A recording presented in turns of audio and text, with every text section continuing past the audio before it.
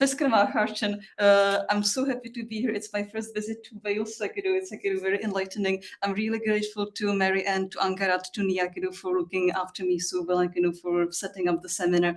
I'm really grateful for the opportunity.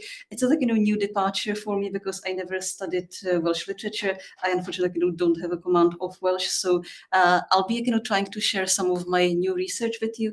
But if you would have any feedback, any recommendations, if there's something very obvious in the Welsh context that I'm overlooking, I would be very grateful to hear about that in the discussion. Why radical Gaelic magazines? By that I mean magazines that were trying to promote Gaelic as a language, Gaelic literature, Gaelic culture, but also Scottish political independence, and I will be saying more about that as we go. Please, if you wish, help yourself to some merchandise which I have brought with me related to my Gaelic Erskine project. So if you would like to have some bookmarks or postcards, help yourselves. And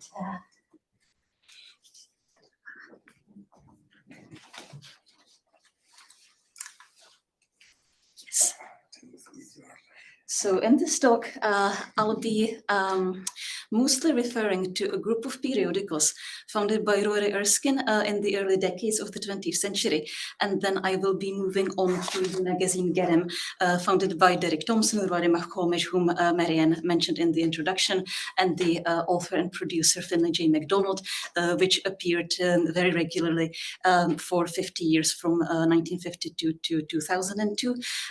These magazines, what they have in common is that they were all trying to promote new Gaelic writing. They were trying to cover current affairs in Scotland, in the UK, in Europe, and globally, all through the medium of Gaelic. They were very keen to promote translations into Gaelic and from Gaelic into other languages. They were publishing reviews of new publications also through the medium of Gaelic. And they were consistently interested in fellow Celtic countries, including Wales. I'll be giving you some examples of that. And they also featured contributions by Welsh writers, articles, reviews, and translations. So I just try to illustrate some of these exchanges. The first part is based on my current research project, Project Erskine, which, as Marianne said, is a Marie Curie postdoctoral fellowship at the University of Glasgow. It's coming to an end this August, unfortunately. And it is the first detailed study of these magazines. There are some earlier works of scholarship on them, but this is the first detailed, focused examination of them. As part of the project, I've been trying to identify as many contributors as possible. So it's been quite a lot of fun detective work because many people were using pen names. Many of them were publishing under abbreviations or just under initials. And I hope that by doing that, the project is going to lay the groundwork for later specialized research on individual contributors, on genres, and on themes. I'll show you that at the end so that we avoid the hassle of switching between the slides and a browser. But the main visible outcome is a bilingual website which is up and running. It's still a work in progress, but it's there in Gaelic and in English. And it gives people, the general public, fellow researchers, the opportunity to go through the magazines, through all the contents, to browse them according to contributors, according to topics, and according to themes. I hope that this might possibly be a useful model for other studies of small magazines published in the minoritized languages. And as Marianne mentioned in the introduction, the National Library of Scotland is now conducting a project of complete digitization of the 5 Gaelic magazines I'll be mentioning. So fingers crossed for that. There might still be some legal hiccups, but the NLS team seem to be fairly confident. So we hope to have the 5 Gaelic magazines up and running in the digital form by the end of this year, which will, again, open them up for further research. So I'm very excited about that possibility. But now something about the person behind these magazines. The man who entered the history of Gaelic literature and of Scottish politics as Rory Erskine was, curiously enough, born Stuart Richard Erskine in Brighton into an aristocratic family with Scottish roots. He was brought up in Edinburgh, and throughout his life he was very much a person on the move. So he would be spending time in Scotland, in Edinburgh. He had strong links to Aberdeen and Aberdeenshire. he would be spending time in England, especially in London and in the south. He also spent a couple of years in Wales. I'll be telling you more about that later on. And he had very strong links to France, and he indeed spent almost 20 years of his life in France, including the Second World War, and he only returned to the UK at the very end of his life, and he died in Kent. Erskine underwent a process of gradual self-invention. So he, based on his family links, he adopted a Scottish identity. He learned Gaelic as a grown-up, and he chose a Gaelic name, to reflect that. He became committed to Scottish independence. So he basically drifted from supporting the Scottish Home Rule to supporting full independence. And he also converted to Catholicism. That was a combination of personal reasons, because his second wife was half Spanish and Catholic. And cultural and political motivation. Throughout his life, he was involved in journalism and in politics. In terms of his writing in English, he wrote mostly on history and politics. He published some biographies, essays, reviews on various topics. But what is mostly interesting to me and to the current project is that he was one of the first learners, or new users, as I like to call them, of Gaelic, who learned the language and chose it as their literary medium. So he started to write his own works in Gaelic. He wrote short stories, experimental plays, because he was trying to bring symbolist drama according to French models into Gaelic. He wrote essays, reviews, and also some poems. He was also, and that sort of interestingly contrasts with the practice of self-translation in Gaelic literature, which became very frequent in the second half of the 20th century, when especially poets were sort of automatically produce English translations of their Scottish Gaelic work. So Erskine, in the early decades of the 20th century, he was a very prolific translator from Gaelic into English, but of works by other people. So he was mostly translating his contemporaries, his fellow writers, contributors to his magazines. And by doing that, he was trying to attract a broader readership to them. This is, I think, it's an excellent quote, but it's also very illustrative. So Angus Henderson Anus MacHenrick was a native Gaelic speaker. He was brought up in a traditional Gaelic community in Ardnamurchan. And he was a professional Gaelic journalist, and he became one of Erskine's most loyal supporters and contributors. He was involved in all the magazines that Erskine was running. And I find it interesting as a proof of the kind of support and respect that Erskine managed to get from people who were coming from very traditional Gaelic speaking areas, who were brought up speaking the language. So he wasn't just perceived as outsider newcomer, somebody who would walk in and try to change Gaelic culture. So this is what Angus Henderson has to say about Rory Erskine in the Celtic Annual. Few persons labour more sedulously and unremittingly in the interests of Gaelic letters and Scottish nationalism than the Honourable Rory Erskine of Mar. For the furtherance of these objects, he gives liberally of his time and talents, and frequently risks much hard cash. And with characteristic modesty, he never lays himself out to win popular commendation or applause. He detests the big drum and consistently shuns the limelight. He is scarcely ever seen on public platforms, nor is his voice ever heard in the councils of voted politicians. Yet, in matters relating to Gaelic literature and Scottish politics, he is a power to be reckoned with, and he exercises an influence that extends to the uttermost limits of Gaeldom. Possessed of a discerning and logical mind, he is fertile in practical and original ideas and wields a graceful, vigorous, and convincing pen. Wow.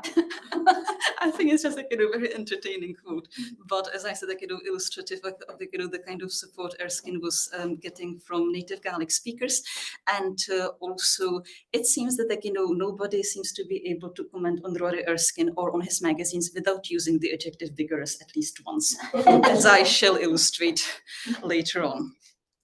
But to move on to the magazines themselves, this is the traditional corpus of 5 Gaelic magazines that are usually listed when scholars write about Erskine's Gaelic ventures. So as you can see, quite a diverse corpus. The first one, Bart, the poet, was a bilingual English-Gaelic monthly. As you see from the dates, it was relatively short-lived, but it was quite influential in terms of setting Erskine up as an editor and publisher. The second venture, Gunabliana, the Voice of the Year, which was a quarterly, lasted for the impressive period of 21 years, which I think is no mean feat for a small magazine in any language. And it appeared very regularly with just one break for about a year. Initially, it was bilingual, so it featured content in Gaelic and in English.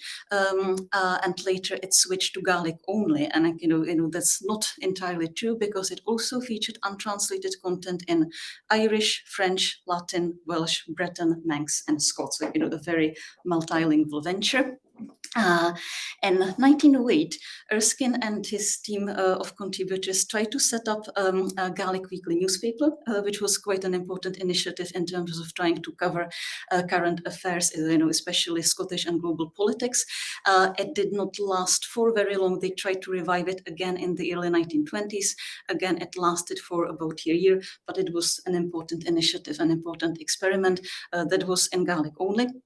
And because especially Gunabliana was quite highbrow, quite elitist, it published some songs, some folklore tales, but it focused mostly on detailed essays on serious topics. So Erskine wanted to experiment with something so lighter and more accessible, to attract more people to reading in Gaelic, to attract more people to using the language. And he set up An Scaeliche, the storyteller, which was initially a monthly, later a quarterly, again in Gaelic only, and that published mostly new Gaelic fiction, translations into Gaelic, songs, stories, and also some content for children. And finally, it's An Rosarnach, the Rose Garden, which was an annual. It appeared 4 times.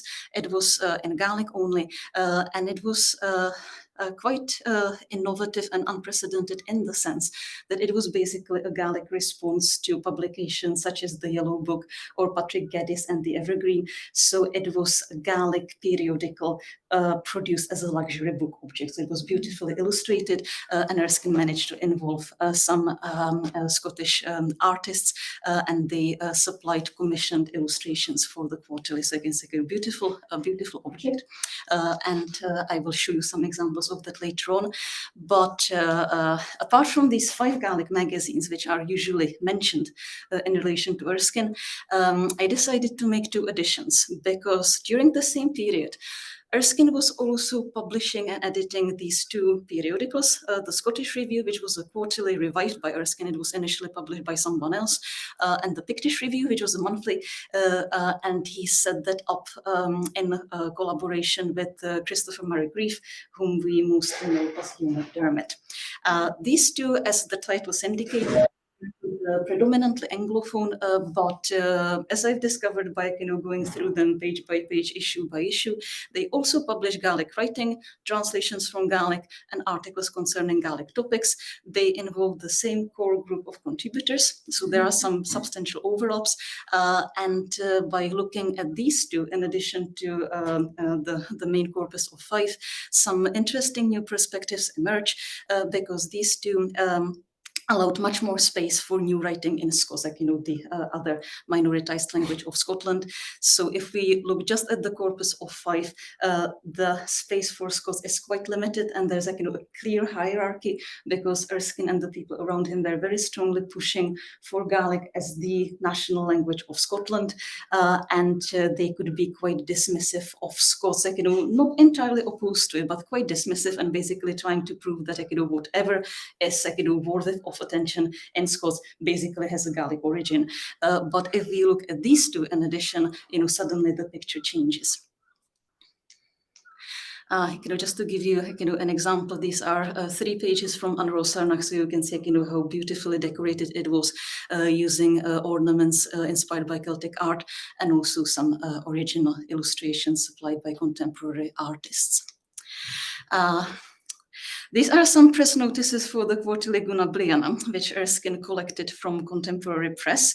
I think they are very entertaining, but they also show us, something about the reach of Erskine's periodical. So the first one comes from Ancleu Solish, and I think it's fairly certain that the person who supplied it was Patrick Pearce, who was then the editor of Ancleu Solish, and I'll be coming back to Pearce in a moment. And he praises it as singularly interesting. Then we have Aberdeen Journal saying that Guna Bliana is a vigorous, the keyword, and bright periodical. We have Rosé Chronicle saying just vigorous. Montreal Gazette cannot do without Guna Bliana. Everybody else is falling over themselves to be complimentary, but Dundee Advertiser says just very interesting. Then we have Catholic Herald, and here's over Erskine's Catholicism and his effort to promote Catholicism as part of Scottish identity comes in. Catholic Herald finds Guna Bliana redolent of Celtic buoyancy and vigor of style. Then finally, I think Manchester Guardian nails it with as stimulating as a glass of stingo on Ben Magui. So I can't resist including this in my slides, but I think there's also I think it also tells us something about the responses to Erskine's ventures and to their reach in Scotland, in the UK, and beyond. I mentioned the interest in fellow Celtic countries. So Erskine's periodicals engaged chiefly with Ireland and with Brittany, but also with Wales, and I'll be saying more about that, Cornwall and the Isle of Man.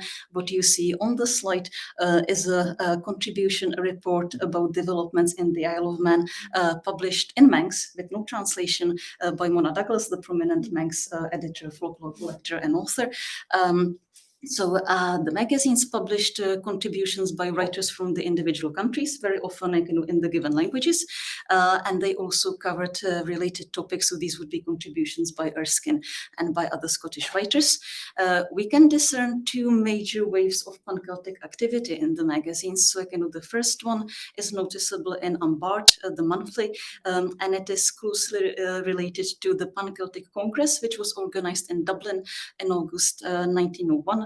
And Erskine attended the Congress, and I think it was there that he met many people, he made links to them, and then he would approach them again as potential contributors. And in Guna Bliana, after 1918, after the end of the First World War, there would be, the amount of contributions and reports from Celtic countries by prominent local activists that were published in the individual languages. They become even more frequent than before. Now, just quickly, we'll go through Ireland. This is just a selection. It's not even a complete list of contributors from Ireland who were involved in Erskine's magazines. I'm sure we will be recognizing some of the names. So there's Patrick Dineen, the eminent Irish lexicographer, Douglas Hyde, who contributed very frequently to Guna Bliana and who, of course, became the first president of Ireland. Patrick Pearce, whom I mentioned already, author, educator.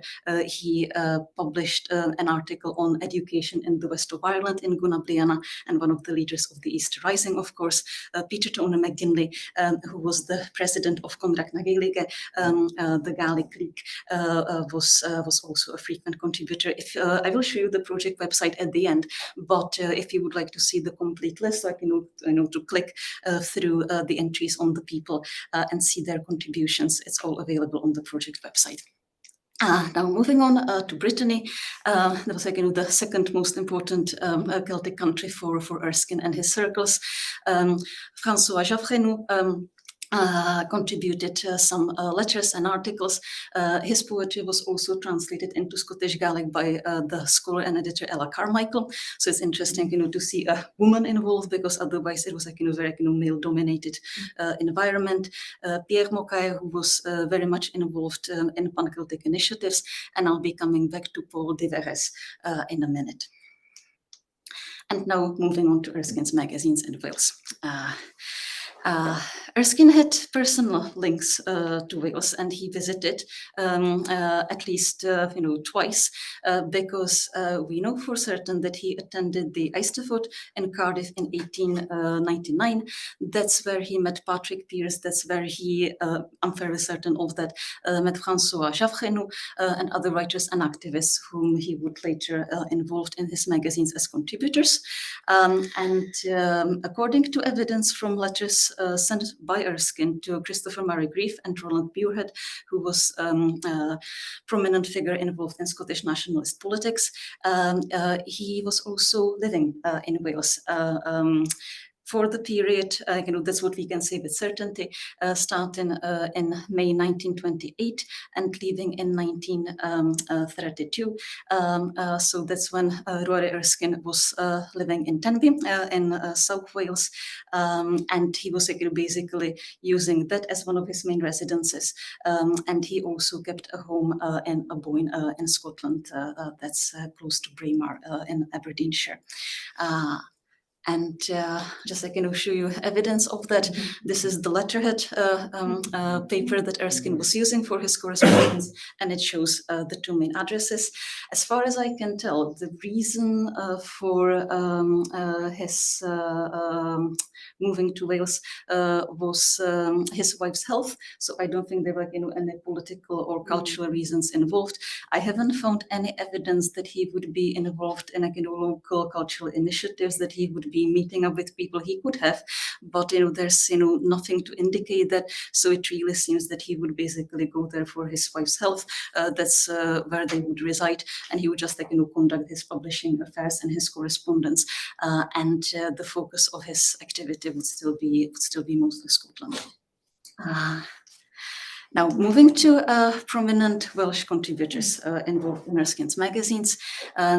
One of the most important figures is Thomas Gwyn Jones, poet, author, translator, scholar. I don't think I have to introduce him here, in particular, as he was lecturer and later chair of Welsh literature at the University College of Wales in Aberystwyth.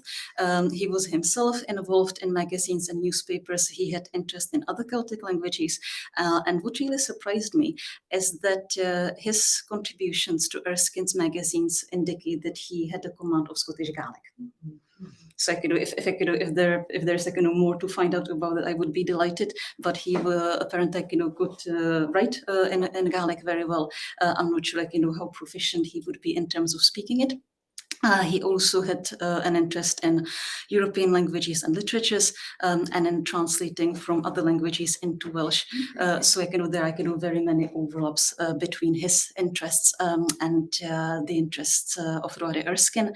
And Thomas Gwyn Jones published some appreciative reviews of Gona Bliana in the Welsh Outlook. I'll just show you. This is the list of his publications in Erskine's periodicals, those that I have been able to identify and trace so far. So he translated a poem by Donald Sinclair, Dol Macnaciardich, who was one of Erskine's most loyal and prolific contributors. He was a poet, playwright, translator himself, originally from the island of Barra. Thomas Gwyn Jones also sent a letter to Gona Bliana concerning a Gaelic song, and to the second incarnation of the newspaper Alaba. He sent two reports on contemporary Welsh affairs, dealing mostly with politics. Leichtir Asa Chumri, a letter from Wales. So this is the letter where Thomas Gwyn Jones is hunting for the name of a lovely Scottish Gaelic song which he heard, and I think there's a typo, because it says J. Gwyn Jones, but later in the editorial note Erskine says T. Gwyn Jones, so I think that's fairly conclusive. And what I find really interesting is the final sentence, and please, if you will, forgive my bad Gaelic. So the letters from readers that appeared in the magazines were usually published in whichever language they were submitted in. So I don't think Erskine would have taken the trouble to translate a letter. So I think it really did arrive in Gaelic from Thomas Gwyn Jones himself. And I think that also explains his interest in translating contemporary Gaelic poetry. So this is a reprint in Erskine's Scottish Review from the Welsh Outlook, Gwen Jones translating Donald Sinclair. And I apologize for the atrocious quality of that, but the second incarnation of Alaba is only available on microfilm, so it has been a perfect nightmare to go through it. But it shows you one of the letters from Wales by Thomas Gwyn Jones, published in the newspaper, again in Gaelic. Moving on to another person of great interest, Paul de Verres, linguist, Celtic scholar who was chiefly interested in Breton, Welsh and Cornish. De Verres was born and brought up in Brittany, but he moved to Wales in the early 1910s. He became the keeper of manuscripts here at the National Library of Wales, and he was also a lecturer at the University College of Swansea, and his papers are held by the National Library. So I've just spent 2 delightful days going through the 30 boxes of them, which has led to some interesting discoveries. And he's a really interesting pan-Celtic figure who had great command of Breton, but also of Welsh and of Cornish. He was not that interested in Scottish Gaelic, but I found some further proof of his research into Gaelic topics just the other day. This is what he published in Erskine's Gona Bliana. So mostly all of them essays or reports in French dealing with pan-Celtic activities. This is one of them.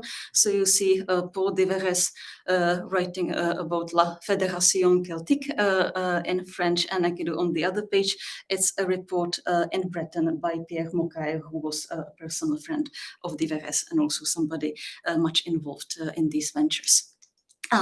This is my discovery from yesterday, because I wasn't able to find any photograph or portrait of Paul de Verres, but then I think it was the 15th box, and I found this newspaper clipping from the Pan-Celtic Congress in the Isle of Man in Douglas, and it shows Paul de Verres right here, standing next to John McKechnie from Glasgow, a Gaelic editor, and we also get Mona Douglas there. So it's it does not really change the research perspective, but I also but I always think it's so lovely to see these people to actually put a face to the writing.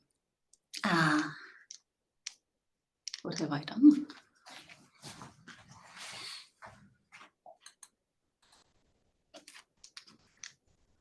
Touch something. Touch the screen. Yes. Oh, yes. I'm so sorry. No. I was so excited to show you this. That now everything is frozen.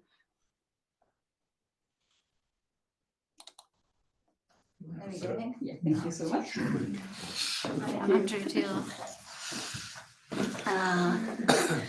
Another Welsh contributor is Edward Thomas John, industrialist, author, politician, supporter of the Home Rule for Wales, again somebody involved in pan-Celtic initiatives.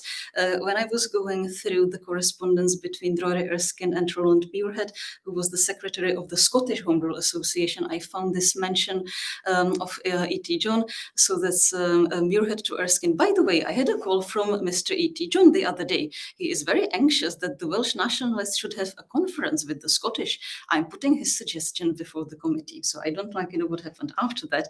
But I think these small hints and references really show how much these people were in touch. How much was there going on in terms of exchange of ideas and also attempts to set up some practical cooperation. These are the 2 pieces by E.T. John in Erskine's periodicals. The fairly substantial essay Enter the Celt, which compares the situation in Wales, in Scotland, in Ireland, and it was published during the First World War, and The second contribution from Gunnar Briana is actually in Welsh, and you can see it on the slide. This is the beginning of it. Again, it was quite daring, published with no translation, which I think shows the confidence in these pan-Celtic ventures and cooperations.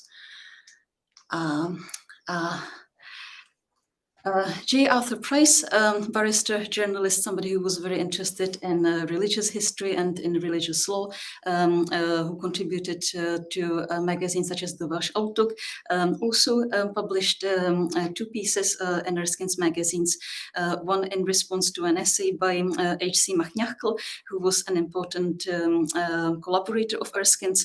And I think that's interesting because, as you would have seen, many of these contributions are letters, responding to something. And I think, that's an indication that these Welsh writers, intellectuals, politicians were really following the magazines. They knew what was going on in them. And, sometimes, they felt the need or to respond, or they got interested in some of the topics. So there's, I think, the magazines also functioned as a platform for communication, for discussions, for people to keep in touch. And Price supplied another letter from Wales. In his case, I haven't found any other indications that he would have a command of Scottish Gaelic. So I think in this case, the contribution was probably translated by Erskine or by Angus Henderson into Gaelic, because it's not very long. And you can see it again, the quality is atrocious. That's the other photograph on the slide. Apart from the contributions of these prominent Welsh figures, there was other content concerning Wales. An article by Thomas P. Kane, I'll say more about him in a minute, about the ancient faith of the Welsh. An article which was not attributed, but I think it's safely to assume that it was by Erskine himself, about self-determination for Wales. And then an interesting piece called Welsh Affairs by somebody using the pen name Fen. It can be Henry White, who is mostly associated with that pseudonym in the Scottish Gaelic context, because he died in 1913. So I still don't know who that is. It's apparently somebody who would come to Wales, who would know about local affairs, who was also well acquainted with the developments in Brittany. It could be Erskine masquerading as another figure, so that it would give the impression of a bigger group of people contributing to the magazine. So that's fairly likely. But I hope to find out more about that. And the Scottish Review also published a couple of poems in English by Alan Upward, who was born in London but to Welsh parents, and was a supporter of Irish and Welsh nationalism. Now, Thomas P. Kane is of interest to me as a learner or a new user of Welsh. So he was born in Dublin. He joined the Jesuit order, was ordained as a priest, and spent much of his career in Wales. And this is a quote from an obituary for him, which I found in the Jesuit archives. And it says that Kane took great pains to make himself proficient in the Welsh language, which he spoke very well. He was a diligent student of the literature, history, and antiquities of Wales, and he was admitted by examination to the Bardic Circle. So I think this is an interesting example of somebody who comes from another Celtic country and who becomes very immersed in the language and in the culture. So I would like to find out more about him. I haven't seen any of his poems, and what he supplied to Erskine's Gunnar Briana is this essay about religion in Wales, but in English. Now, moving on to the magazine Gerem and the links to Wales. As I said in the opening, Gerem was founded by Derek Thompson and Finlay J. MacDonald. So people coming from a very different background from Erskine, both were brought up in Gaelic-speaking families. Derek Thompson in Lewis, Finlay J. MacDonald in Harris. But they had great respect for Erskine and his initiatives, and they acknowledged the impact of Erskine's Gaelic magazines on on Garam. So Erskine's magazines really inspired them when they were starting Garam in the early 1950s. Garam had in many ways a similar outlook, so it was focusing on new literature in Gaelic. It was trying to cover Scottish and international affairs through the medium of Gaelic. It was trying to promote strong links with Ireland and other Celtic countries, and it also involved a large group of new users or learners of Gaelic. So Thompson and MacDonald were always happy to welcome these people who took the pains to learn Gaelic, and we're very happy to publish their contributions, be it short stories or poetry or articles on different topics. They were also supporting Scottish political independence, and were trying to combine that agenda with support for Gaelic, but also of Scots. So they had this vision of multilingual Scotland that would offer equal provisions for Gaelic and for Scots, and also have space for other languages and cultures. I think one of the main reasons for the engagement with Wales, which we find on the pages of Garam, was Derek Thompson's own link to Wales, because he did his first degree in Aberdeen, then he obtained his PhD in Cambridge, but one of his first appointments was as lecturer in Welsh at the University of Glasgow, a post he took up in 1949, and to improve his command of Welsh, he spent the first half of 1950 at the University College of North Wales at Bangor. And he also had a academic and literary interest in Welsh. So he produced an edition of Branwen Werchler, which was published by the Dublin Institute for Advanced Studies, and something which I completely forgot to put on the slide, but I was reminded of that when I was coming to the center and I saw the statue of Edward Llwyd. And Derek Thompson, of course, co-edited with John Vaughan Campbell the book on Edward Llwyd in the Scottish Highlands. So apologies for not featuring that on the slide. Thompson also translated from Welsh into Scottish Gaelic, and if you would like to have a look, some of these translations are included in this volume, Bardach na Ronyorpa and Gaelic, European Poetry in Gaelic, which is a collection of translations from a number of European languages into Gaelic, which appeared in the magazine Garam over the years. So if you would like to see them, I have marked the Welsh ones. For Thompson, Wales was an important source of inspiration for Gaelic policies and Gaelic initiatives in Scotland. When it comes to his own contributions to the magazine, quite early on, he published a translation into Gaelic of a short story by Kate Roberts, so he was apparently interested in her writing, but I don't think he followed it up by any more translations, so it's just this isolated example. In the 1970s, he published a series of photographs from a visit to Wales, which I will show you right now. So this is Derek Thompson having a bit of fun with his camera in Wales and taking pictures of Gaelic signs. So saying this is primary school in Pembrokeshire. This is Welsh has the upper hand. This is the shoe shop. We will manage without English. Makes Derek Thompson very happy. You just very well. Oh dear, and English on the ground. It's not the only contribution of that kind. So, quite often, Thompson would publish some of his photographs in the magazine with very, funny, witty captions. Which show his sense of humor. These are the translations from Welsh poetry into Gaelic, which you can also see on the book, but just wanted to have them on the screen as well. So translations done directly from Welsh into Gaelic. And Thompson's interest in Wales is also evident in the reviews he was supplying to the magazine. So he was mostly responsible for the Garam review section. As you see on the slide, the interest in new publications in Welsh or concerning Wales and Welsh literature, it was very consistent throughout the decades. And you also see some recurring names: Gwen Williams, Meg Stevens, in whom Thomson was very interested. John Stoddart, I will say more about him in a minute. Bobby Jones, whom I think Thomson found very interesting as an example of a culturally active new user of Welsh. And other publications. So it really reveals how closely he was following the new publications coming up. One of them in this room. John, one before last. Oh, that's I'm sorry, I didn't. Even better than I thought it would be. Do you remember the review by any chance? No. I will send you it.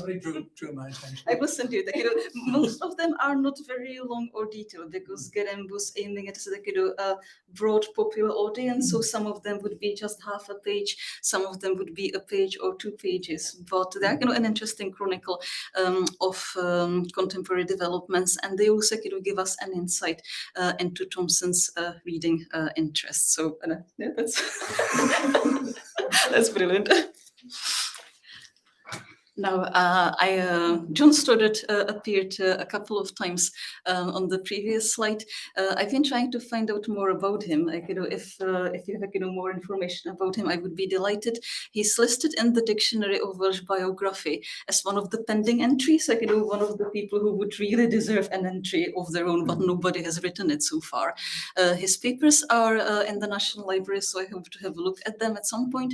But he was apparently very interested in the links between the 2 countries, between the 2 cultures. So he published 2 comparative articles, one on the links between the Welsh and the Gaels, and one about the 2 literary traditions in Gaelic. He was also translated from Welsh into Gaelic, so he published a couple of poems and also a short story by Harry Pritchard Jones. And in 2000, he published a full collection of Gaelic short stories translated into Welsh. There was a similar initiative, which I think Thomson encouraged himself, and it was a collection of Gaelic short stories translated into Breton by Michael Madec, who was also involved in Garum quite prominently. And these short stories by major Scottish Gaelic writers, Ian Crichton-Smith, John Murray, Derek Thompson himself, Paul McInnes, these are mostly short stories that appeared in Garum itself. So it would have been very easy for Stoddart to obtain the necessary permissions. And as we saw in the reviews, Thomson was keeping an eye on his activities quite closely and was apparently supportive of them. There are also some letters between John Stoddart and the poet Sorley MacLean at the National Library of Edinburgh. So I look forward to looking into them to find out more about him and his background and his interests. Another person, and I think going through the 50 years of Garum, it reveals so much about the interests of the individual contributors. Another person who was consistently and still is, because he's still with us, interested in Wales and Welsh literature is Ian MacDonald, the former director of the Gaelic Books Council, who translated Welsh poetry into Scottish Gaelic, and he is also, together with Wyn Thomas, responsible for the first Scottish Gaelic version of the Mabinogion, published as a Mabinogi in 1984, and supported by the Books Council. Other content concerning Wales, as you see, is quite diverse. So it ranges from individual translations. Donald Meek, who is a major Gaelic scholar, translating a poem by John Morris Jones. There's an interesting article by the historian Tom Nairn comparing Scotland and Wales, translated into Gaelic by Ian MacDonald, about whom we just heard.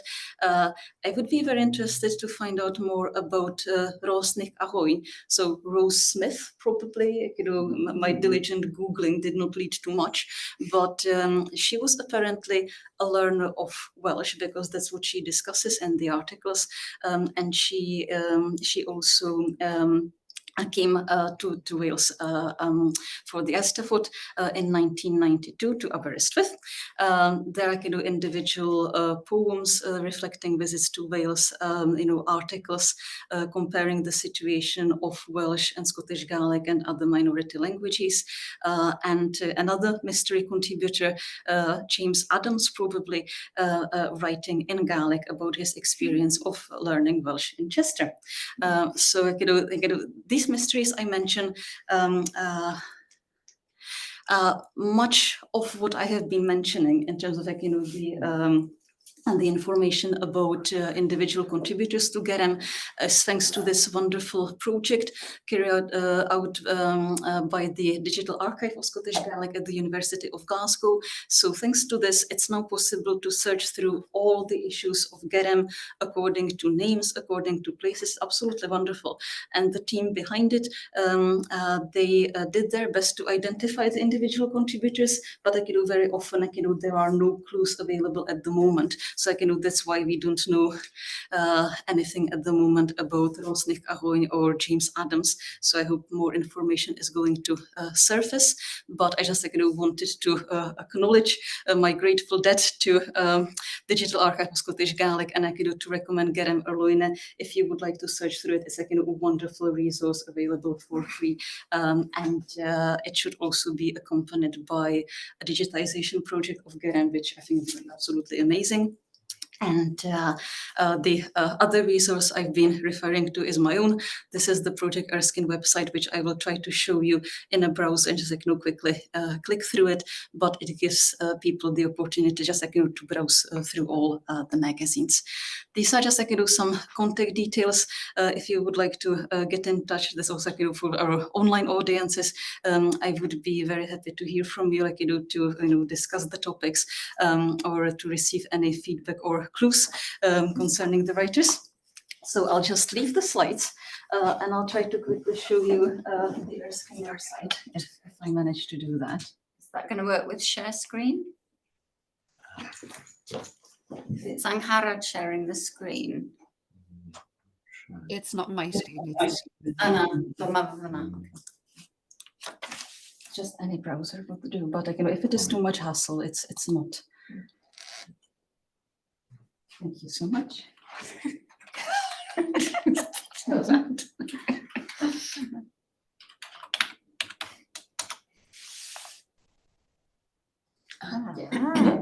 Yeah, okay. Can people online see?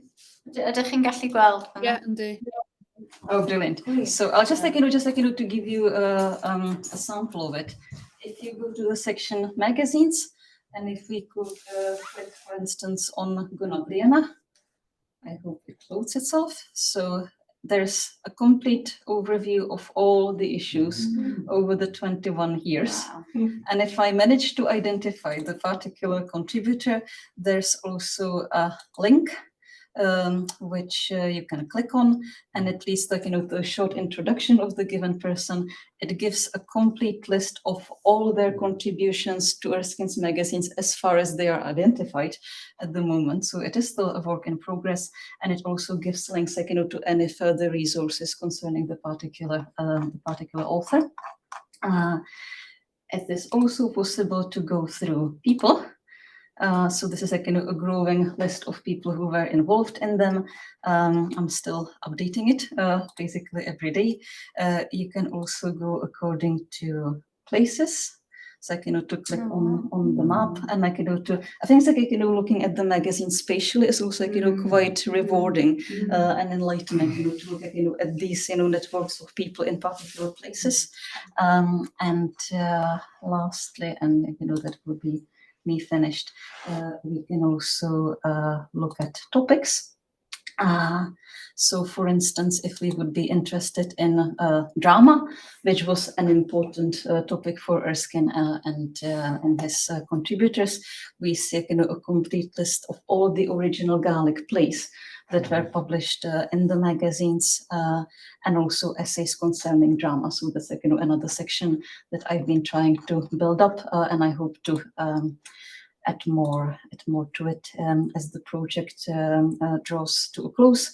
And as I said, hopefully, if we are lucky, all the 5 Gaelic magazines should be digitized by the end of the year. So fingers crossed for that. That's it. Thank you so much, for your time, for your attention. And if there are any questions, if there's any feedback, I would be glad to take it on. Thank you. Yeah.